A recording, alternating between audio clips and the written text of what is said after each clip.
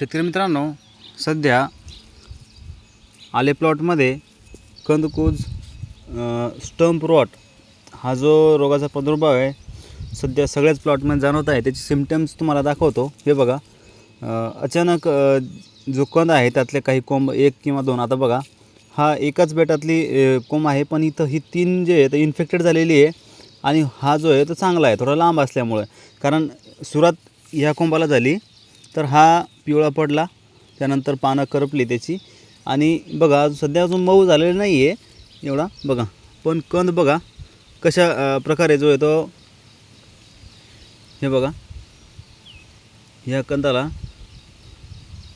लागण झालेली आहे आणि याची मुळी पण पिवळी पडत आहे। बघा मुळी पण थांबलेली आहे, रूट जो आहे जी आहे याची पांढरी मुळी ती एकदम खराब झालेली आहे। तर याच्यासाठी तुम्हाला सांगतो, जैविक पर्याय एक चांगला बेस्ट सोल्युशन आहे। त्याला थोडासा वेळ लागतो, 1 ते 2 ड्रिचिंग करावं लागते।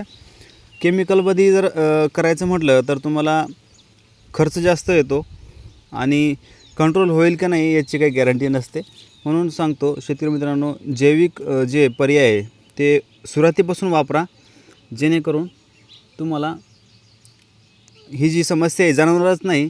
ज्या प्लॉटमध्ये आपण बायोरूट गार्डची ट्रीटमेंट दिलेली आहे अगोदरपासून, सुरुवातीपासून बायोरूट गार्ड आणि जैविक जेवढं पण आपण सोडलेले औषध आहे, त्यामुळे त्या प्लॉटला अजून लागण झालेली नाही आहे। आता ह्या प्लॉटमध्ये केमिकलवरती आपण ज्यावेळेस काम करत असतो त्यावेळेस असे कुठं मोठं जे आहे तर स्पॉट आपल्याला बघायला मिळतात। बघा केमिकल केल्यामुळे थोडं रिझल्टचा लवकर भेटतो, पण तो दीर्घकाळ नसतो, तो फक्त एक 8-10 दिवस आपल्याला त्याचा रिझल्ट भेटतो आणि परत आपल्याला केमिकल परत सोडावं लागतं।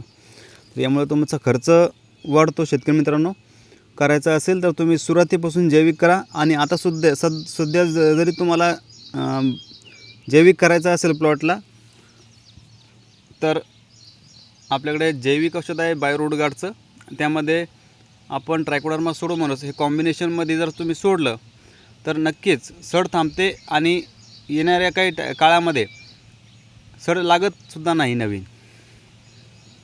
कोणाला जर औषध पाहिजे असेल तर तुम्ही संपर्क करू शकता। धन्यवाद।